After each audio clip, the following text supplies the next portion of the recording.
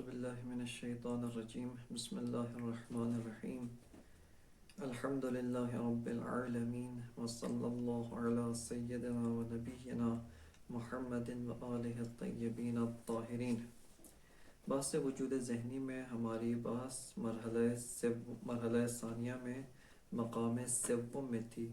کہ جہاں پر علامہ طباطبائی رحمۃ اللہ علیہ اشکالات بر قول وجود ذہنی کو ذکر فرماتے ہیں اور ان کے جواب مطرح فرماتے ہیں۔ اشکال اول اور دوم جس میں سے اشکال دوم سب سے اہم اور سب سے مشکل اشکال تھا، وہ علامہ نے ذکر فرمایا، اور اس اشکال پر تقریباً تاریخ میں ظاہراً جتنے بھی جواب دیے گئے تھے، جتنے اہم جواب دیے گئے تھے، ان کو ذکر فرما کر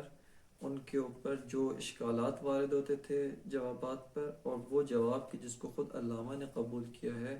یعنی جناب صدر المتعلقین کا جواب، اس کو بھی علامہ نے تفصیلی طور پر ذکر فرمایا۔ جناب صدر المتعلقین کے جواب پر محقق سبزواری جناب حاجی سبزواری نے اشکال کیا تھا کہ علامہ اس اشکال کو بھی ذکر کرتے ہیں، اور اشکال کے جواب کی طرف بھی علامہ نے اشارہ فرمایا کہ جس کو گزشتہ درس کے اندر ہم نے مطالعہ کیا تھا۔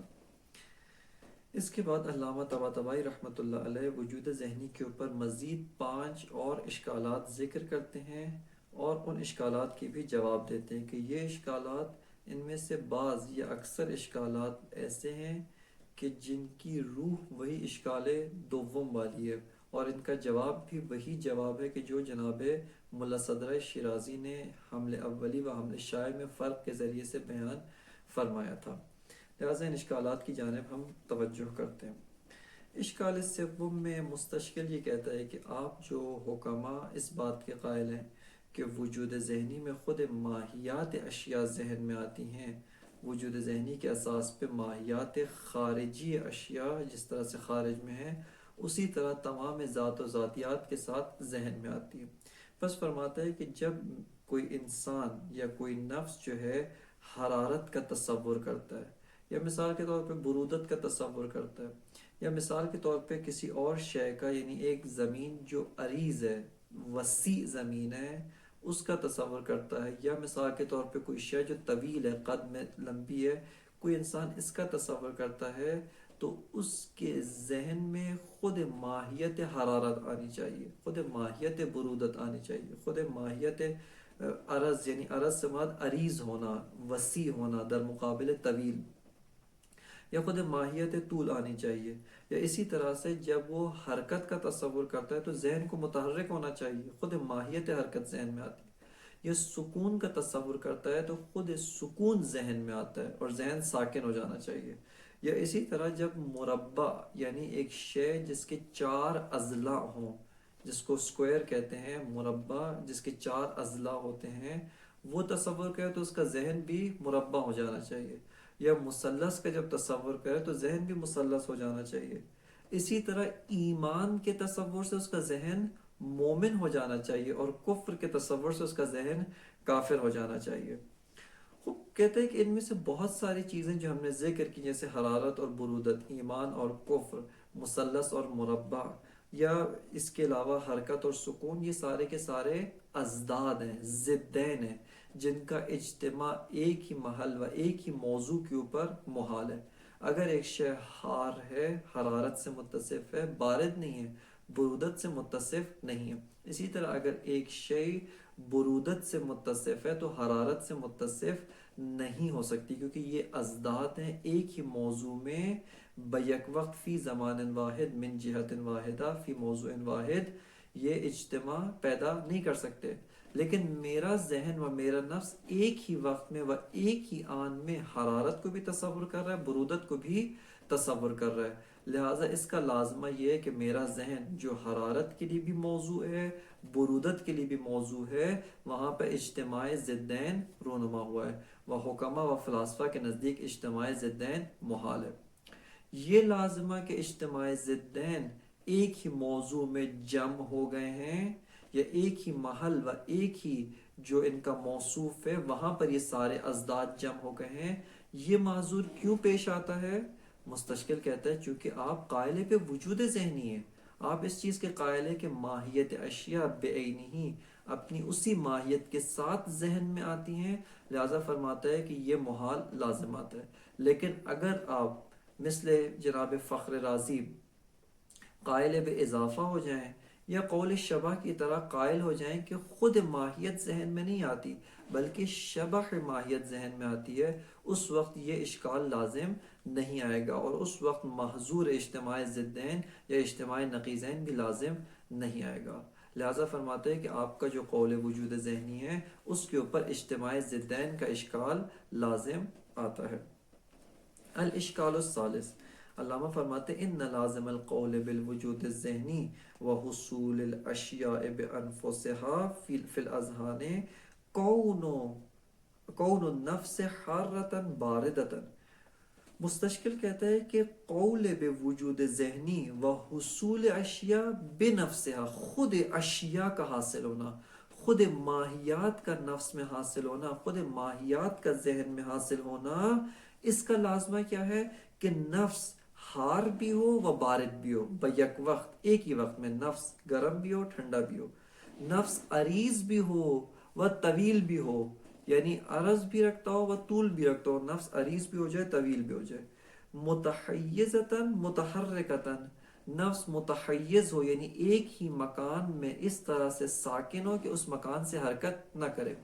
متحرک یعنی ایک مکان سے مکان دیگر کی جانب حرکت کرے، پس بیک وقت نفس سکون کو تصور کرتا ہے تو نفس کو ساکن ہو جانا چاہیے،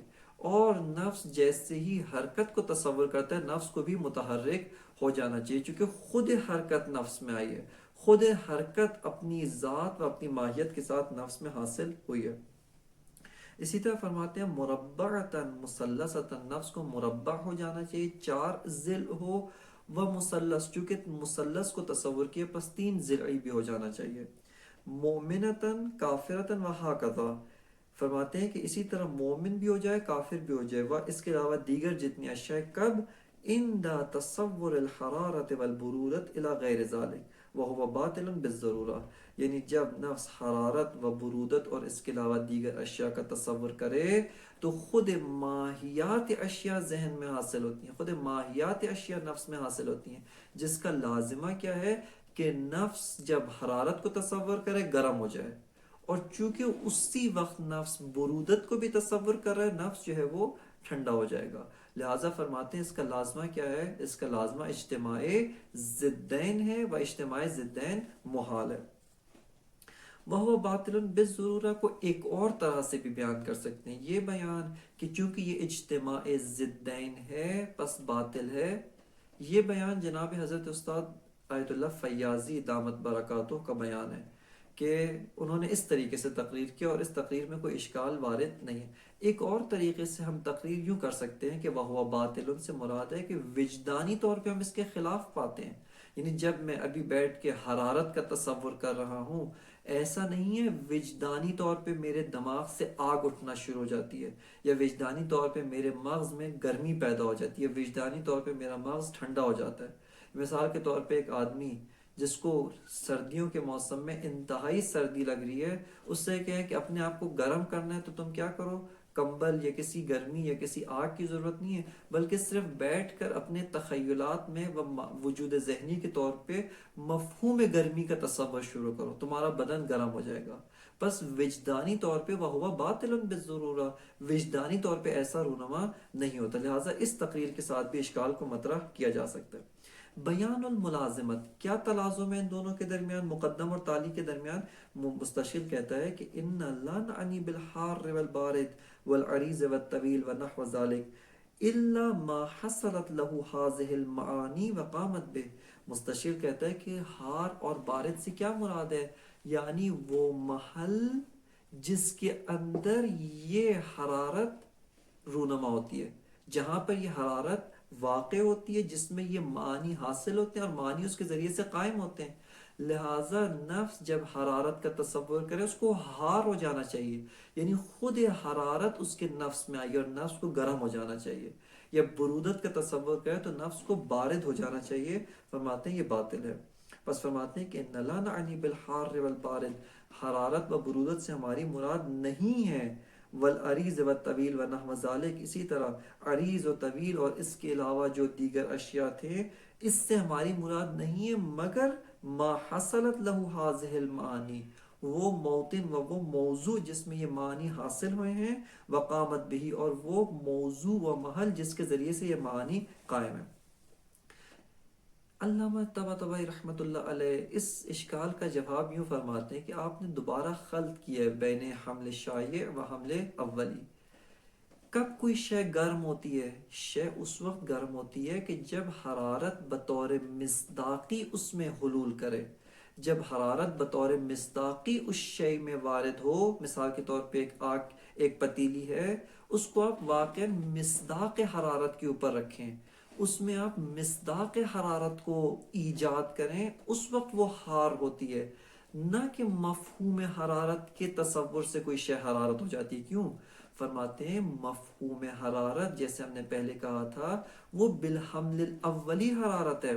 اس پہ آثار، اس کے اوپر لوازمات حرارت جو اس کے جنس اور فصل کے آثار و لوازمات تھے، وہ تو اس کے اوپر مترتب نہیں ہوتے، اور جب جنس اور فصل کے آثار مترتب نہیں ہوتے ہیں، پس واقعاً و حقیقتاً اس ماہیت و اس مقولے کے تحت مندرج نہیں ہے، کیونکہ اندراج ترتب آثار کے ساتھ تعلق رکھتا ہے۔ لہٰذا یہ جو آپ نے کہا کہ نفس جب تصور حرارت کرتا ہے، فرماتے ہیں تصور حرارت کرتا ہے بالحمل الاولی، مفہوم حرارت کو تصور کیا ہے، اور مفہوم حرارت پر آثار حرارت مترتب نہیں ہوتے ہیں۔ اسی آثار حرارت مصداق پہ مترتب ہوتے ہیں۔ اسی طرح جب برودت کو تصور کیا، اس پہ آثار برودت مترتب نہیں ہوتے ہیں، کیونکہ برودت کے آثار مصداق برودت پر مترتب ہوتے ہیں۔ اسی طرح جب ہم ایمان کو تصور کرتے ہیں، خود تصور ایمان مفہوم ایمان ہے، اور مفہوم ایمان کو تصور کر لینے سے کوئی مومن نہیں ہوتا، بلکہ جب اپنے نفس میں حقیقت ایمان و مصداق ایمان کو ہم ایجاد کریں، و واقعیت خارجی ایمان کو ایجاد کریں، اس وقت کوئی نفس و کوئی انسان مومن ہوتا ہے۔ ورنہ یہ جتنے بھی مستشرقین ہیں، یعنی مغربی، جو اہل اسلام بھی نہیں ہے بلکہ دیگر مذاہب، چہ بسا حتیٰ خدا کو بھی نہ مانتے ہوں، لیکن اسلام کے بارے میں تحقیقات کرتے ہیں، ہم سب کو مسلمان ہونا چاہیے، چونکہ ہم اسلام کا لفظ تو سنا ہے، اسلام کو تصور تو کیا، بس سب کے سب مسلمان ہو جائیں۔ وہ انہوں نے اسلام کو پڑھا ہے بالحمل الاولی، یعنی مفہوم اسلام کا مطالعہ کیا، انہوں نے مفاہیم ذہنیہ و صور ذہنیہ راجب اسلام و دربار اسلام و احکام اسلام کا مطالعہ کیا ہے، نہ کہ ان کے وجود میں و ان کے حقیقت میں، ان کے نفس میں اسلام ایجاد ہو گیا ہے۔ لہٰذا فرماتے ہیں والجواب ان، اس کا جواب کے پس آپ نے مشاہدہ کیا روح جواب وہی جواب اشکال دوم ہے جس کو جناب ملا صدرہ نے مصداق و مفہوم یا حمل شائع و حمل اولی کی جہاد میں تفکیک کرنے سے بیان کیا تھا۔ فرماتے ہیں والجواب عنہ ان المعانی الخارجیۃ کالحرارۃ والبرودۃ ونحوہما انما تحصل فی الاذہان بماہیاتها لا بوجوداتها العینیہ۔ فرماتے ہیں کہ حرارت و برودت اور اس کے علاوہ و اس کی مانند دیگر جتنی چیزیں ہیں، دیگر جتنے معنی ہیں، یہ سب کے سب ذہن میں ماہیت کے ساتھ آتے ہیں، لیکن کس طرح کی ماہیت؟ ماہیت بطور مفہومی، نہ ماہیت بطور وجود خارجی۔ یعنی یہ جتنی اشیاء ہیں اپنے وجودات خارجی کے، وہ وجود خارجی اصیل منشأ ترتب آثار ہے، اس کے ساتھ نفس میں حاصل نہیں ہوئے ہیں، بلکہ اپنی ماہیات اور ماہیت بھی بطور مفہومی حاصل ہوئے۔ وہ فرماتے ہیں وتصدق علیہ بالحمل الاولی دون الحمل الشائع، ان کے اوپر یہ سارے کے سارے جو معنی ہیں، حرارت، برودت، ایمان، کفر، مثلث مربع و الی آخر جتنے بھی معنی ہیں، یہ بالحمل الاولی و بطور مفہومی اس کے اوپر صدق کرتے ہیں، یعنی جنبہ حکائی سے یہ ساری کی ساری صور ذہنیہ ان اشیاء کی حکایت کر رہی ہیں، نہ یہ بطور مصداقی و بطور حمل شائع ان کے اوپر حرارت و برودت صدق کرتی ہے۔ فرماتے ہیں وتصدق علیہ بالحمل الاولی، اور یہ جتنے بھی امور ہیں و جتنے بھی معانی ہیں، وہ ان مفاہیم و وجودات ذہنیہ کے اوپر بالحمل الاولی صدق کرتے ہیں، دون الشائع، نہ حمل شائع کے ذریعے۔ والذی یوجب الاتصاف حصول هذه المعانی بوجوداتها الخارجیت حصول هذه المعانی بوجوداتها الخارجیت وقیامها بموضوعاتها دون حصول ماہیاتها لها وقیام ما هي بالحمل الاولی۔ علامہ فرماتے ہیں وہ چیز کہ جو موجب بنتی ہے کہ ایک نفس ان معانی سے متصف ہو، وہ ان اشیاء کا وجود خارجی کے ساتھ حاصل ہونا ہے۔ حرارت اپنے وجود خارجی کے ساتھ کسی شے میں داخل ہو، یہاں پر حرارت واقعا اثر دکھاتی، اس شے کو حار کہتے ہیں۔ بس فرماتے ہیں والذی یوجب الاتصاف حصول هذه المعانی بوجوداتها الخارجیت، فرماتے ہیں وہ چیز کہ جو موجب اتصاف اشیاء با این معانی بنتی ہے، ان معانی کے ساتھ متصف ہونے کا باعث بنتی ہے، فرماتے ہیں کہ وہ ان معانی کا اپنے وجود خارجی کے ساتھ حاصل ہونا ہے، وقیامها اور ان معانی خارجی کا قائم بموضوعات ہونا ہے، یعنی یہ معانی اپنے وجودات خارجی کے ساتھ ان موضوعات سے قائم ہو، دون حصول ماہیات لہا، نہ ان کی کہ یہ جو ماہیات ہیں، ان اشیاء کی ماہیات بطور مفہومی، بطور معنائی و بطور حکائی کسی نفس میں حاصل ہو، وقیام ماہیہ بالحمل الاولی، اور یہ ماہیات بطور حمل اولی کسی مفہوم کے اندر موجود ہوں، اس سے تو وہ شے ان معانی و ان ماہیات سے متصف نہیں ہوتا ہے۔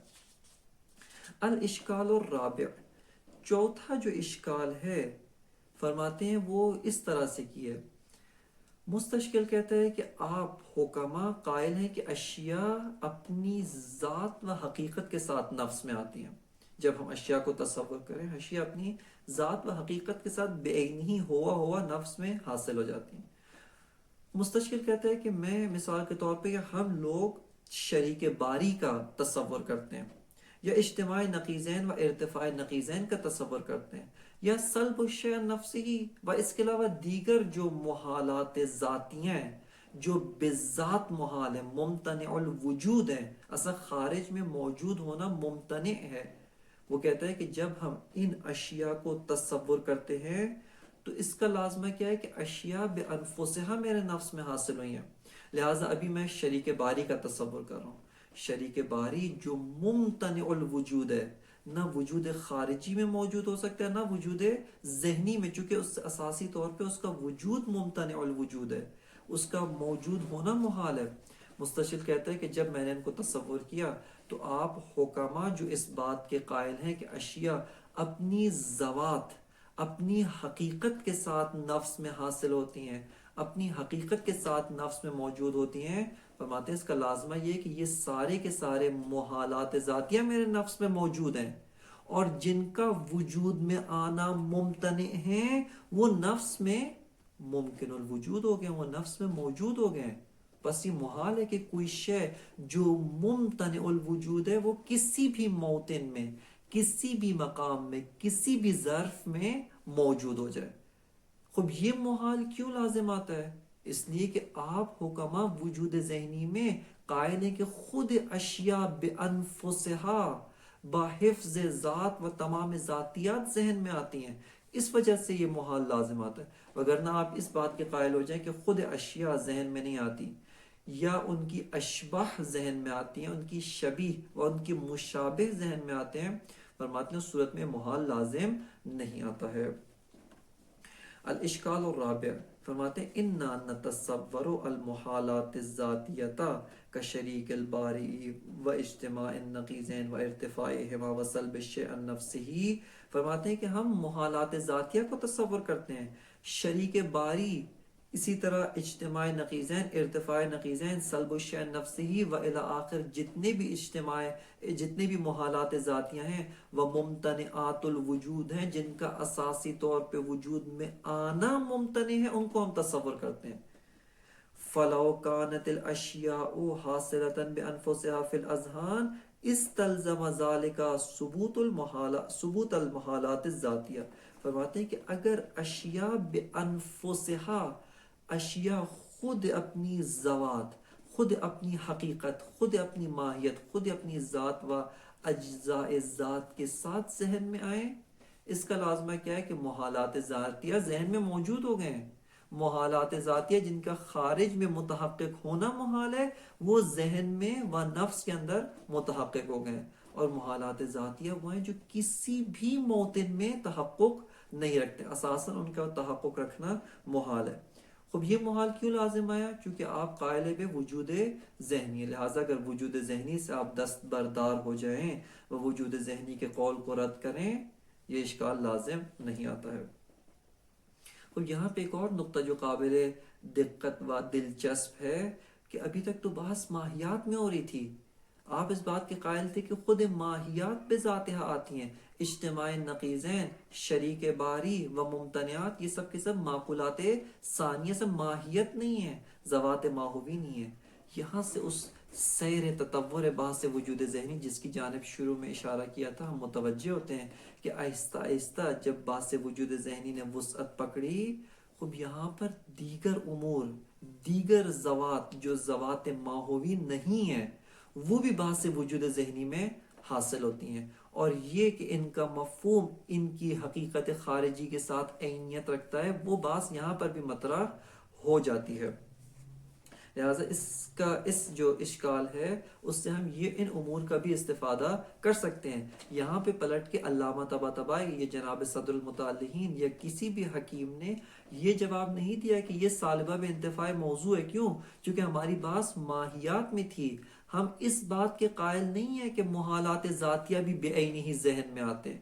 ہم اس بات کے قائل نہیں ہیں کہ ذوات غیر ماہوی جو اصلاً ماہیت نہیں ہے یا ماہیات سے تعلق نہیں رکھتے ہیں وہ بھی بے عینی ہی ہوا وہ بھی ذہن میں آتے ہیں. نہ خیر، ہم اصلاً ان کے بے عینی ہی ذہن میں آنے کے قائل نہیں ہیں، بلکہ ہم ماہیات کے قائل ہیں. لہٰذا اصلاً آپ کا اشکال وارد نہیں، کسی نے بھی اس طرح سے جواب نہیں دیے. بس اس کا مطلب ہے کہ اگرچہ ابتداء بحث و آغاز بحث ماہیات سے ہوا تھا، لیکن یہ بحث کو تمام حکماء و فلاسفہ قبول کرتے ہیں کہ منحصر در ماہیات نہیں ہے، بلکہ ذوات غیر ماہوی کو یہ بحث شامل ہے. وہ جتنی بھی ذوات ہیں، چاہے ذوات غیر ماہوی یا ذوات ماہوی، سوائے وجود کے کہ وجود خارج ہے چونکہ اصیل ہے، و عدم کہ وہ بھی خارج ہے کسی وجہ سے، اس کے علاوہ بقیہ جو ذوات غیر ماہوی ہیں ان کو بھی یہ بحث شامل ہے کہ خود یہ ذوات بے عینی ہی اپنے جنبہ ذات، جس جہت سے ذات ہیں، وجود کو چھوڑ کر یہ ہمارے ذہن میں حاصل ہوتے ہیں، اور عینیت برقرار ہے اس وجود ذہنی میں اور ان کی ذات خارجی میں. علامہ طباطبائی رحمۃ اللہ علیہ فرماتے ہیں کہ یہاں پر پھر آپ نے خلط کیا ہے بین حمل اولی و حمل شایع. وہ چیز کے جو محال ذاتیہ ہے، وہ چیز کے جو ممتنع بذات ہے، وہ ان محالات ذاتیہ کا مصداق کا موجود ہونا محال ہے، نہ یہ کہ ان کا مفہوم بھی وجود میں نہیں آ سکتا. کیوں؟ فرماتے ہیں کہ مفہوم شریک باری یا مفہوم اجتماع نقیضین تو خود اجتماع نقیضین نہیں ہے، بلکہ حکایت از اجتماع نقیضین ہے. مفہوم شریک باری تو خود شریک باری نہیں ہے، بلکہ حکایت از شریک باری ہے. و در حقیقت فرماتے ہیں کہ مفہوم شریک باری مخلوق باری ہے، نہ شریک باری. شریک باری وہ ہے کہ جو مخلوق باری نہیں ہے، بلکہ در مقابل باری تعالی و در مقابل حق تعالی ایک وجود دیگر و ایک ذات دیگر جو رقیب حق تعالی ہے. بس علامہ طباطبائی فرماتے ہیں کہ یہ جو حکماء کا قول ہے کہ خود ماہیات ذہن میں آتی ہیں اور آپ اس پہ اشکال کرتے ہیں کہ پس محالات ذاتیہ کا کیا بنے گا، علامہ فرماتے ہیں کہ یہ اس صورت میں ہے کہ جب یہ سارے امور بالحمل شایع ذہن میں آئے، اپنے مصادیق کے ساتھ ذہن میں آئے، اور کوئی بھی حکیم اس کا قائل نہیں ہے، بلکہ ہم اس بات کے قائل ہیں کہ ان کے مفاہیم ذہن میں آتے ہیں، ان کی ذوات بطور مفہومی کہ جس پہ آثار مترتب نہیں ہوتے وہ جو ہے ذہن میں آتے ہیں. لہٰذا فرماتے ہیں کہ یہ جو آپ کا اشکال ہے اصلا وارد نہیں ہے، وخلط بین حمل اولی و حمل شایع کا نتیجہ ہے. بس فرماتے ہیں والجواب عنہ ان الحاصل من المحالات الذاتیہ فی الاذہان مفاہیمها بالحمل الاولی دون الحمل الشایع. فرماتے ہیں کہ ان محالات ذاتیہ سے جو چیز ذہن میں حاصل ہوتی ہے، جو شے ذہن میں حاصل ہوتی ہے، وہ ان محالات ذاتیہ کے مفاہیم ذہن میں حاصل ہوتے ہیں، نہ ان کے جو مصادیق ہیں، بعبارت دیگر و بعبارت اخرى یہ محالات ذاتیہ بالحمل الاولی و از جہت مفہومی ذہن میں وارد ہوتے ہیں، نہ بالحمل شایع و از جہت مصداقی ذہن میں وارد ہوتے ہیں۔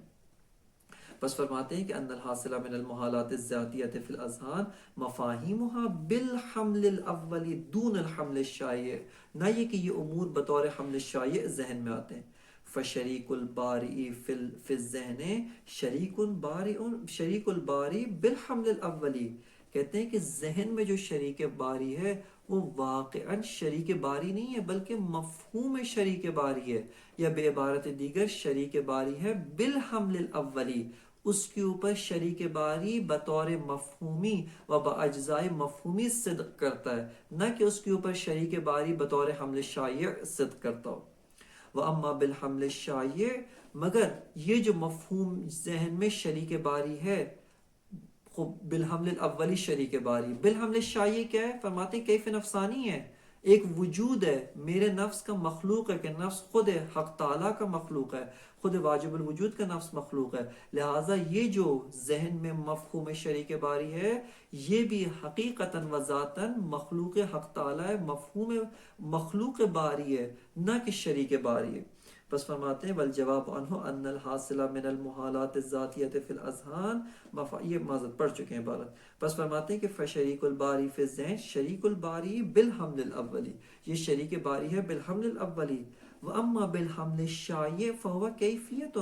نفسانیت ممکنۃ مخلوقۃ للباری وہکذا سائر المحالات۔ فرماتے ہیں کہ از لحاظ حمل شایع و از لحاظ مصداقی اس کو دیکھیں کیا ہے، فرماتے ہیں از لحاظ مصداقی یہ کیف نفسانی ہے، ممکن الوجود ہے، اور چونکہ ممکن الوجود ہے محتاج علت، اس کی علت کون ہے؟ اس کی علت حق تعالیٰ ہے، کہ حق تعالیٰ نے میرے نفس کو ایجاد کیا، میرے نفس نے اس مفہوم کو ایجاد کیا۔ وہکذا سائر المحالات، کہتے ہیں جتنے بھی محالات ہیں ان کو از لحاظ حمل شایع ان کی ذات کا مطالعہ کریں، فرماتے ہیں وہ سب کے سب مخلوق باری ہیں، وہ سب کے سب ممکن الوجود ہیں بالحمل شایع، اگرچہ از لحاظ حمل اولی محالات ذاتیہ یا از لحاظ حمل اولی ممتنع الوجود ہیں۔ الاشکال الخامس، یہ اشکال جو ہے ایک جہت سے بہت زیادہ اہمیت کا حامل ہے، اور شروع میں جہاں پر ہم مبادئ تصوری بحث وجود ذہنی کو ذکر کر رہے تھے وہاں پر آپ کی خدمت میں عرض کیا تھا کہ وجود ذہنی کی بحث مفاہیم میں جاری ہے، صور ذہنیہ میں جاری ہے، نہ کہ تصویرات میں، کہ تصویر کو و تصورات کو جدا کرنے کی ضرورت ہے۔ اور خود جناب صدر المتعلقین ذہن میں و نفس میں جو تصویرات ہیں، مثال کے طور پہ ایک مرتبہ میرے نفس میں تصویر انسان ہے، میں انسان جس کے سر ہے، دو ہاتھ ہیں، مثال کے طور پہ ایک جسم ہے، اس کے دو ٹانگیں ہیں، آنکھیں، اور اس تصویر کو جس کے رنگ ہے اور اس طرح کی اشکال ہے، اس تصویر کو ذہن میں ایجاد کرتا ہوں، اس کو ذہن میں لاتا ہوں۔ یہ تصویر جناب صدر المتعلقین ملا صدرہ شیرازی کے نزدیک انسان خیالی ہے، اور اس کے اوپر بعض از آثار انسان مترتب ہوتے ہیں۔ یہ انسان بحمل اولی از نگاہ صدر المتعلقین نہیں ہے، وہ اس کو انسان شمار نہیں، یعنی اس کو انسان مفہومی شمار نہیں کرتے بلکہ کہتے ہیں واقع انسان ہے۔ دقت کر یہاں پر، یہ مطلب تھوڑا سا دقیق ہے، اس کی جانب ہمیں دقت کرنے کی ضرورت ہے۔ ایک انسان ہے انسان خارجی، یہ انسان یہاں پہ کھڑا ہے جو انسان مادی ہے، حرکت کرتا ہے، ساکن ہے اور دیگر کام انجام دیتا ہے۔ ایک اور انسان ہے انسان خیالی۔ انسان خیالی سے مراد یہاں پر یہ ہے کہ واقعاً انسان ہے، لیکن انسان ہے تصویر انسان ہے، وہ میرے خیالات میں جو انسان ہے جس کی میں تصویر فرض کر رہا ہوں، اس تصویر نہ مفہوم انسان، مفہوم انسان کا سر نہیں ہوتا، مفہوم انسان کے ہاتھ نہیں، مفہوم انسان کی ٹانگیں نہیں، مفہوم انسان کا پیٹ نہیں ہوتا ہے، مفہوم انسان جوہر قابل للابعاد ثلاثہ، نامی، حساس، متحرک بالارادہ اور ناطق، یہ مفہوم انسان ہے۔ مفہوم انسان کی شکل، اس کے مثال کے طور پہ ہاتھ پاؤں، یہ سب کچھ موجود نہیں ہے۔ ایک ہے ذہن میں انسان کی تصویر، انسان کا خاکہ بنا رہا ہوں. مثال کے طور پہ کہتا ہوں، آپ اپنے والد محترم کی تصویر کو فرض کریں. آپ فرض کرتے ہیں ان کے بال گھنے تھے، ان کا چہرہ وجیح ہے، ان کے مثال کے طور پہ گھنی داڑھی ہے، انتہائی خوبصورت ہیں. خود یہ آپ تصویر انسان کو فرض کر رہے ہیں. اس اشکال میں مستشکل تصویرات کے اوپر تمرکز کرتا ہے اور کہتا ہے کہ یہ جو صور حسیہ و صور خیالیہ ہم دیکھتے ہیں یا فرض کرتے ہیں یا ذہن میں خلق کرتے ہیں، ان کی کیا وضعیت ہے. اب بس اس چیز کو ذہن میں رکھتے ہوئے اشکال کی جانب توجہ کریں. مستشکل کہتا ہے کہ ہم جو ہے زمین کو اپنی وسعتوں کے ساتھ زمین کو فرض کرتے ہیں. زمین کی وسعت کیا، انتہائی وسیع زمین ہے. اس کے علاوہ کہتا ہے کہ خوب پہاڑ کو اپنی عظمتوں کے ساتھ، انتہائی عظیم پہاڑ ہے، میرے قد سے کئی ہزار گنا وسیع پہاڑ و گنا طویل پہاڑ، خوب اس کو میں فرض کرتا ہوں. یا اسی طرح جو بیابان ہے، جو صحرا ہیں اور بہار، سمندروں کو تصور کرتا ہوں، انتہائی عظیم چیزوں کو تصور کرتا ہوں. وہ ان سب چیزوں کو ان کے حجم کے ساتھ اور ان کی جتنی مقادیر ہے، ان کا جتنا حجم ہے، اس حجم کے ساتھ میں تصور کر رہا ہوں. کہ تصور سے یہاں پہ مراد پہاڑ کا تصور نہیں ہے، بلکہ اس کا خاکہ، اس کی تصویر اپنے ذہن میں لا رہا ہوں. اس پہاڑ کی جو عظمت ہے، اس کی جو وسعتیں ہیں، اس کا جو طول و عرض و عمق ہے، ان وسعتوں و عظمتوں کے ساتھ اس پہاڑ کو میں اپنے ذہن میں ایجاد کر رہا ہوں. صورت خیالیہ اس پہاڑ کی اپنے ذہن میں لا رہا ہوں. خوب مستشکل کہتا ہے کہ خوب آپ حکما قائل ہیں کہ وجود ذہنی کے اساس پر تمام کی تمام اشیاء، یہ جتنی بھی مقادیر، مقدار کی جمع مقادیر، اتنی وسعتوں کے ساتھ، یہ بے عینی اپنی بزرگی کے ساتھ میرے ذہن میں آئی ہیں. میرے ذہن کی جو متعدد سیلول سے اور متعدد مثال کے طور پہ چھوٹے چھوٹے اس کے اندر سیلز موجود ہیں، چھوٹے چھوٹے اس کے اندر اجزاء موجود ہیں، اس چھوٹے چھوٹے باریک اجزاء میں یہ اتنے بڑے حجیم اجسام، یہ اتنا بڑا پہاڑ، دریا، سمندر اور مثال کے طور پہ زمین و صحرا، یہ اپنی تمام عظمتوں کے ساتھ میرے ذہن میں منطبق ہوئی ہیں. کیوں؟ چونکہ آپ قائل ہیں کہ اشیاء بانفسہا، اور اشیاء اپنی تمام تر ماہیات کے ساتھ ذہن میں آتی ہیں. کیا اشکال ہے؟ کہتا ہے کہ اس کا لازمہ انتباہ کبیر بر صغیر ہے. کس طرح سے؟ مثال کے طور پہ آپ ایک بڑا سا پہاڑ ہو، اس کو اسی حجم کے ساتھ وہ اسی جو اس کا مثال کے طور پہ مقادیر ہیں، انہی کے ساتھ ایک چھوٹے سے کاغذ کے اوپر چھاپنے کی کوشش کریں. یعنی کاغذ کا سائز اتنا ہو، اس سائز کے کاغذ کے اوپر آپ اتنا بڑا پہاڑ اپنی تمام تر وسعتوں کے ساتھ اس کے اوپر چھاپنے کی کوشش کریں، انطباع کرنے کی کوشش کریں. وہ فرماتا ہے کہ اس کا لازمہ کیا ہے؟ انطباع کبیر بر صغیر ہے. وہ انطباع کبیر بر صغیر محال ہے. کس طرح سے ہو سکتا ہے؟ ایک چھوٹی سی جگہ میں پہاڑ ٹھوس جائے، ایک چھوٹے سے کمرے میں، اس چھوٹے سے کمرے میں آپ مثال کے طور پہ بحر اوقیانوس یا مثال کے طور پہ بحر ہند یا خلیج فارس، مکمل کا مکمل خلیج فارس اس کمرے کے اندر لا دیں. چونکہ آپ حکمہ قائل ہیں کہ ماہیات و اشیاء اپنی ذوات کے ساتھ حاصل ہوتی ہے. بس فرماتے ہیں کہ یہ انطباع کبیر بر صغیر ہے، جو کہ محال ہے، جو کہ درست نہیں ہے. اور یہ کس وجہ سے پیش آیا ہے؟ فرماتے ہیں اس وجہ سے چونکہ آپ قائل بے وجود ذہنی ہے. علامہ فرماتے ہیں کہ اس اشکال کا بعض لوگوں نے اس طرح سے جواب دینے کی کوشش کی ہے کہ جو جواب درست نہیں ہے. علامہ فرماتے ہیں کہ دیکھیں، بعض نے کہا ہے کہ یہ جو انطباع کبیر بر صغیر ہے، اس کو حل اس طرح سے کرنے کی کوشش کی کہ جناب حکمائے مشہ میں سے بعض نے، یعنی جو قائل بے حکمائے مشہ قبل از شیخ اشراق ہیں، انہوں نے اس طرح سے اس کا جواب دینے کی کوشش کی ہے کہ مثال کے طور پہ ایک جسم ہے، کہ انشاءاللہ جب خواص سے جسم پڑھیں گے تو اس کے اندر یہ بات تفصیلی طور پہ آئے گی کہ خواص سے جسم میں سے کہ جسم بما ہوا جسم بی نہایت تک قابل تقسیم ہے. مثال کے طور پہ ایک جسم ہے، اس کو نصف کریں، اس نصف کے نصف کو کریں، اور اسی طرح آپ اس کو چھوٹا کرتے رہیں، تقسیم کرتے رہیں، یہ بی نہایت اجزاء میں قابل تقسیم ہے. کیوں قابل تقسیم ہے؟ اس کی کیا دلیل ہے؟ وہ اپنے مقام پر آئے گی. انہوں نے کہا ہے کہ یہ جو ہمارا مغز ہے، اس مغز کے جو اجزاء ہیں، یہ بی نہایت تک تقسیم ہو سکتے ہیں، یعنی قابلیت انقسام ہے، نہ تقسیم بالفعل کہ جواب میں یہی جواب دیں گے۔ فرماتے ہیں کہ اس کے اندر جو ہے قابلیت انقسام الی بی نہایت ہے، یعنی بی نہایت تو کوئی تقسیم کرنا چاہے تقسیم ہو سکتا ہے۔ فرماتے ہیں آپ پہاڑ کو لیں، پہاڑ کے بھی کتنے اجزاء ہیں؟ بی نہایت اجزاء۔ یہ جو مغز اتنا چھوٹا سا مغز ہے، اس مغز کے بھی کتنے اجزاء ہیں؟ چونکہ یہ بھی جسم ہے، اس میں بھی صلاحیت و قابلیت انقسام الی بے نہایت ہے کہ یہ بھی بے نہایت تک تقسیم ہو سکتا ہے، اس کے اندر بھی قابلیت و صلاحیت انقسام الی بے نہایت موجود ہے۔ بس کوئی اشکال نہیں ہے، یہ جو مغز ہے اس میں بھی صلاحیت ہے بے نہایت تک تقسیم ہونے کی، یہ جو پہاڑ ہے اتنا عظیم اس میں بھی صلاحیت ہے بے نہایت تک تقسیم ہونے کی۔ لہذا فرماتے ہیں کہ اس کے بھی بے نہایت اجزاء و اس کے بھی بے نہایت اجزاء، ان بے نہایت اجزاء میں سے ہر جز کے اوپر منطبق ہو جائے گا۔ لہٰذا یہ جو انتباہ کبیر برصغیر کا اشکال آپ نے مطرح کیا ہے، یہ اشکال یہاں پہ وارد نہیں ہوتا ہے۔ علامہ فرماتے ہیں کہ یہاں پر علامہ طباطبائی رحمۃ اللہ علیہ نے اس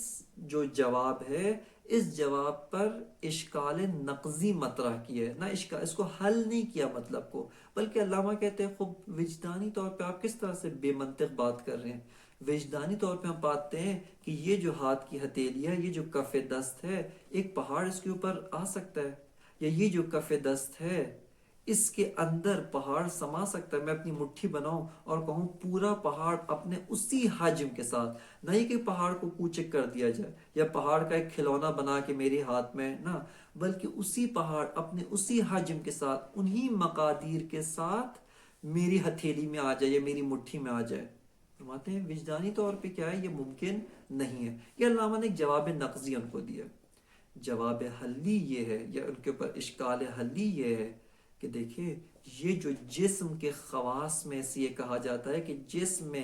قابلیت انقسام الی بی نہایت ہے، اس کا یہ مطلب ہے کہ جسم کی تقسیم کہیں پر پہنچ کے رکتی نہیں ہے۔ اس کا یہ معنی نہیں ہے کہ یہ جسم ابھی بالفعل بی نہایت اجزاء رکھتا ہے۔ بس یہ جو جسم ہے، مثال کے طور پہ میری ہتھیلی، یہ ایک امر واحد ہے، یہ ہاتھ ایک شیء واحد ہے۔ جب یہ ایک شیء واحد ہے اور یہ جو کہتے ہیں کہ جسم بما ہوا جسم قابلیت انقسام الی بی نہایت اجزاء رکھتا ہے، علامہ طباطبائی فرماتے ہیں یا جو حکماء ہیں وہ کہتے ہیں کہ یہ قابلیت انقسام ہے، نہ یہ کہ ابھی اس میں بالفعل بے نہایت اجزاء ہوں۔ ابھی تو بالفعل یہ ایک شیء ہے، ایک امر مرکب، ایک امر واحد ہے، نہ یہ کہ ابھی بالفعل بھی نہایت اجزاء رکھتا ہو۔ لہٰذا آپ کا جواب اس صورت میں صحیح تھا کہ جب اس کے بھی بے نہایت اجزاء ہوں بالفعل اور پہاڑ کے بھی بے نہایت اجزاء ہوں بالفعل، جبکہ بالفعل کبھی بھی کسی شے کے بے نہایت اجزاء نہیں ہوتے، بلکہ جتنا آپ تقسیم کریں گے بالفعل ہمیشہ اس کے اجزاء متناہی ہوں گے، بالفعل ہمیشہ اس کے اجزاء محدود ہوں گے، بالفعل کبھی بھی اس کے اجزاء لا متناہی یا لا محدود نہیں ہو سکتے۔ لہٰذا یہاں پر اساسی طور پہ حکماء مشاء جنہوں نے یہ جواب دیا ہے، انہوں نے خلط بین احکام بالفعل و بالقوہ کیا، یعنی بالقوہ کے احکام کہ یہ جسم قابلیت انقسام و استعداد و صلاحیت انقسام الی بی نہایت رکھتا ہے، یہ حکم بالقوہ ہے، یہ حکم بالفعل اجزاء کا نہیں ہے، یعنی بالفعل تو اجزاء نہیں ہے، بلکہ یہ حکم بالقوہ کا ہے کہ جو آپ نے اٹھا کر اس کی موجودہ صورتحال پر لگا دیا ہے۔ لہٰذا نہ آپ کا مغز بالفعل بھی نہایت اجزاء رکھتا ہے، نہ یہ پہاڑ بالفعل بھی نہایت اجزاء رکھتا ہے، بلکہ صلاحیت انقسام الی بالفعل ہے۔ اور کس طریقے سے صلاحیت انقسام الی بی نہایت ہے، اور کس طرح سے آپ بالقوہ کے جو احکام ہیں، جو احکام بالقوہ کے ہیں کہ وہ تقسیم بالقوہ ہے، وہ آپ کس طرح سے اس شے پر بالفعل جو ابھی اس کی موجودہ وضعیت ہے اس پر کس طرح سے لاگو کر رہے ہیں۔ لہٰذا یہ آپ کا جواب درست نہیں۔ اس کے بعد علامہ ان کا جواب دیتے ہیں کہ وہ جواب کی طرف ہم توجہ کریں گے۔ الاشکال الخامس ان نتصور الارض بما رحبت بسہولها وجبالها وبراریها وبحارها، فرماتے ہیں کہ ہم زمین کو اس کی تمام تر وسعتوں کے ساتھ تصور کرتے ہیں۔ کس کے ساتھ؟ بسہولها، یعنی اس زمین کے جو صحرا ہے، ظاہراً بسہولہا، ظاہراً یعنی اس کے جو صحرا ہیں، و جبالہا زمین کے جو پہاڑ ہے، اس کے اوپر جو پہاڑ ہے، و براریہا اس میں جو بیابان ہے، و بحارہا جو اس کے اندر سمندر ہے، ان سب کے ساتھ ہم زمین کو تصور کرتے ہیں کہ سہول کا معنی ظاہراً ذہن میں نہیں ہے، انشاءاللہ دیکھ کر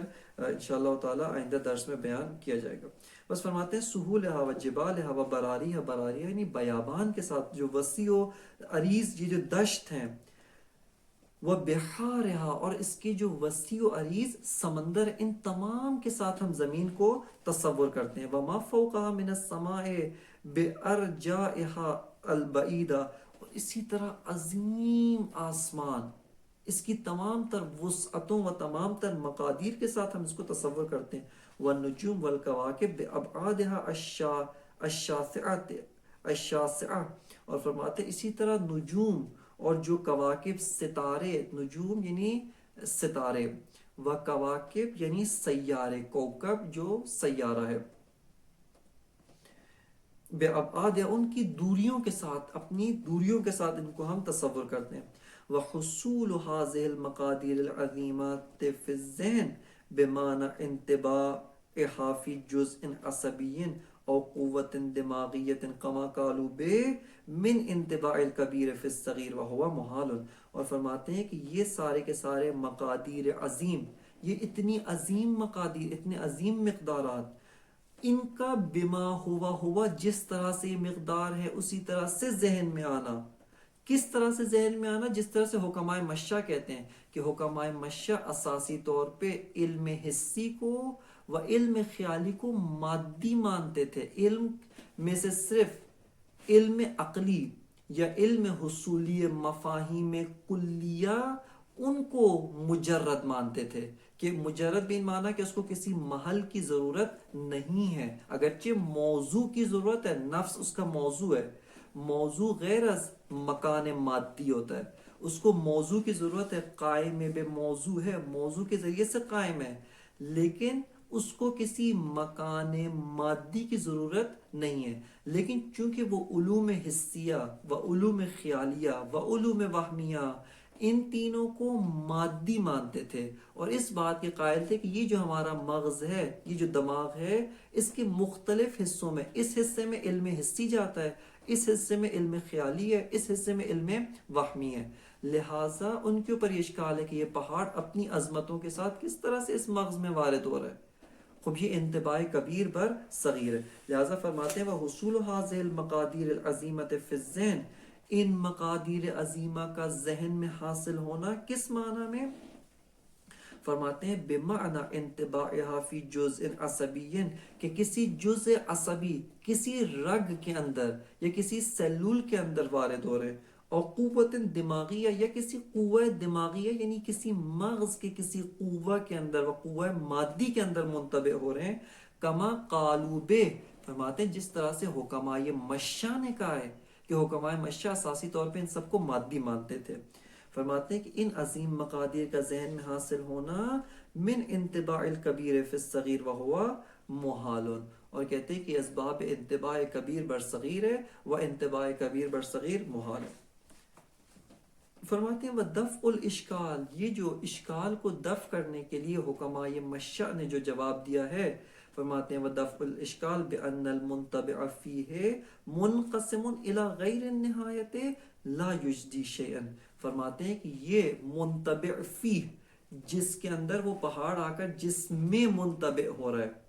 پہاڑ خود انتباہ ہو رہا ہے، منتبع ہو رہا ہے، جس میں منتبع ہو رہا ہے، یعنی یہ مغز، یہ قوہ عصبی، یہ جو رگیں ہیں، یہ جو مثال کے طور پہ مغز کے مادی جو پہلو ہے، مادی جو امور ہیں جن میں یہ منتبع ہو رہا ہے، وہ کیا ہے؟ منقسم الی غیر نہایہ، اس میں قابلیت انقسام ہے کہ وہ بی نہایت تک تقسیم ہو سکتا ہے، کیونکہ جسم جب تک جسم ہے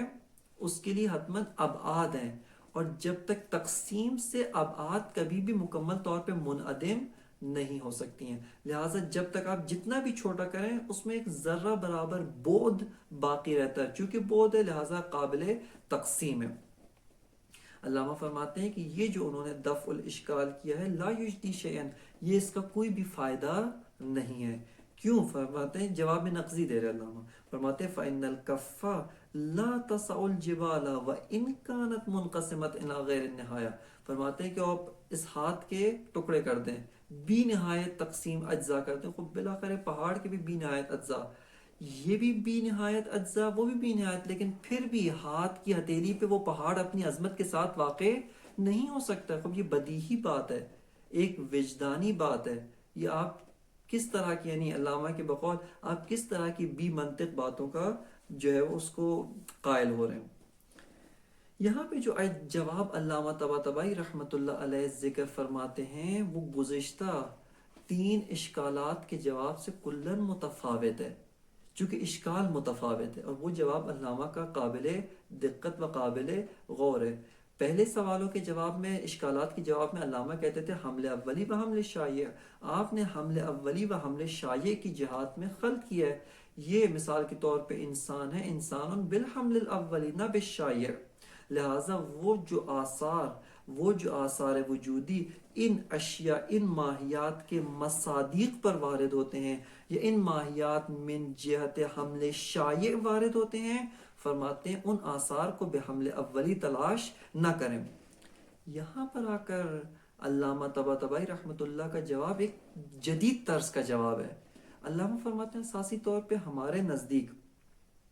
جو صور ادراکیہ ہیں، چاہے صور ادراکیہ حسی ہوں یا خیالی ہوں یا عقلی ہوں یا وہمی ہوں، یہ سب کے سب غیر مادی ہیں۔ جب غیر مادی ہیں تو ان کی جو تصاویر ہے، ان کی جو صور ہے، ان کی جو مثال کے طور پہ عکس ہے، ان کی جو تصاویر ہیں، یہ تصاویر اپنی عظمت کے ساتھ حاصل ہوتی ہیں، لیکن اس طرح سے نہیں ہے کہ ان مغز کے رگوں میں آ کر منطبع ہو جائیں،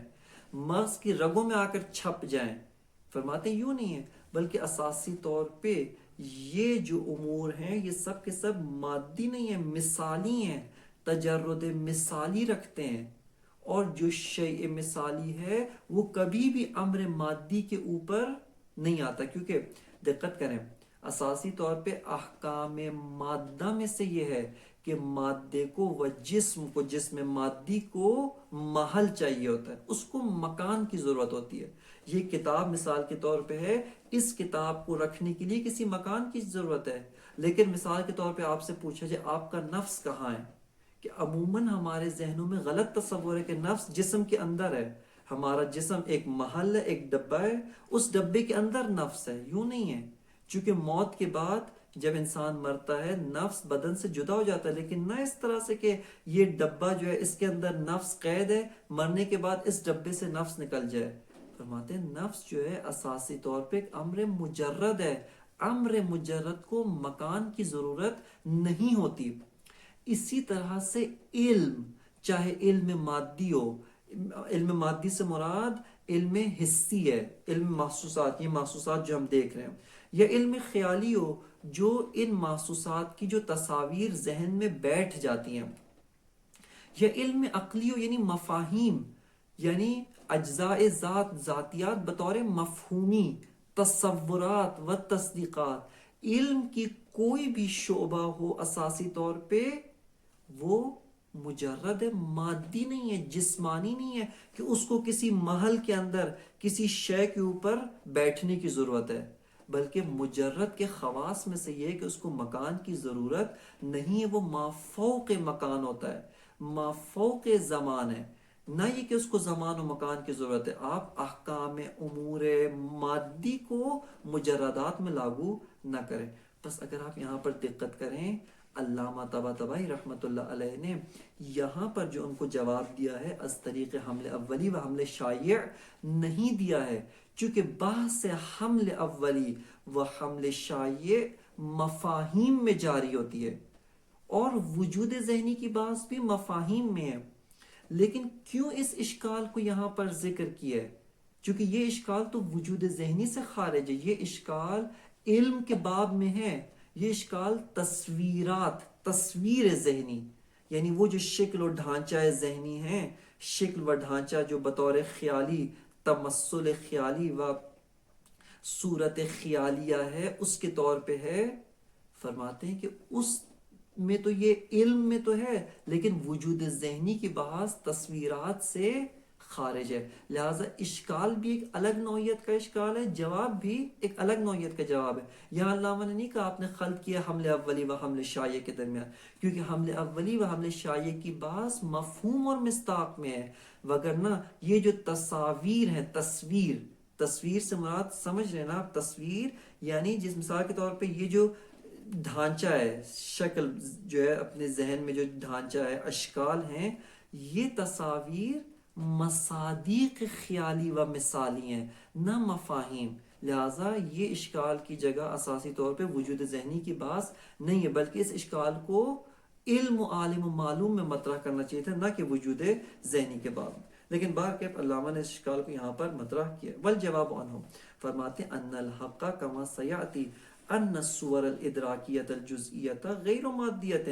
بل مجردۃ تجردا مثالیا، فرماتے ہیں کہ یہ جو صور ادراکی جزئیہ ہیں، صور ادراکی خیالی ہیں، یہ مادی نہیں ہیں۔ نہیں فرمایا کہ یہ صور ہیں بالحمل الاولی، جبکہ ہماری جو بحث تھی، جو انتباہ کبیر در صغیر کہاں لازم آتا ہے؟ بالحمل الشائع۔ یہ جواب علامہ نے نہیں دیا حمل اولی و حمل الشائع والا جواب، بلکہ علامہ کا جواب کیا ہے کہ اساسی طور پہ علم مادی نہیں ہے۔ فرماتے ہیں ان صور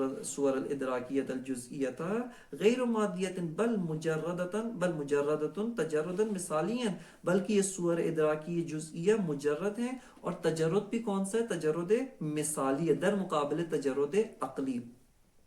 فرماتے ہیں فیہ آثار المادت من المقدار والشکل وغیرہما دون نفس المادت، کہتے ہیں ان صور ادراکی جزئیہ میں آثار مادہ ہیں، جبکہ وجود ذہنی کی باعث میں کسی طرح کے بھی آثار شیء خارجی اس کے اندر موجود نہیں ہوتے۔ انسان خارجی کا جو رنگ ہے وہ مفہوم انسان میں اصلاً پایا نہیں جاتا، لیکن خود یہاں پہ علامہ کہہ رہے ہیں کہ یہ جو صور خیالیہ جزئیہ ہیں، ان میں بعض آثار جو ماہیت ہیں وہ پائے جاتے ہیں، ماہیت خارجی۔ میرے والد کا رنگ سانولا ہے، ذہن میں جو خاکہ ہے وہ بھی سانولا ہے، بس بعض آثار تو یہاں پائے جا رہے ہیں۔ فرما رہے ہیں فیہ آثار المادت من مقدار و شکل وغیرہما دون نفس المادہ، خود مادہ نہیں، کیوں؟ چونکہ مجرد ہے۔ فہیہ حاصلۃ للنفس فی مرتبۃ تجردہ المثالی، کہتے ہیں کہ یہ نفس میں حاصل ہے، لیکن نفس کے کس مرتبے میں؟ اس مرتبہ نفس میں حاصل ہے کہ جس مرتبے کا تجرد مثالی ہے، من غیر ان تنتبع فی جزء بدنی او قوت متعلقت بجزء بدنی، کہتے ہیں کہ یہ صور ادراکی جزء بدنی، جزء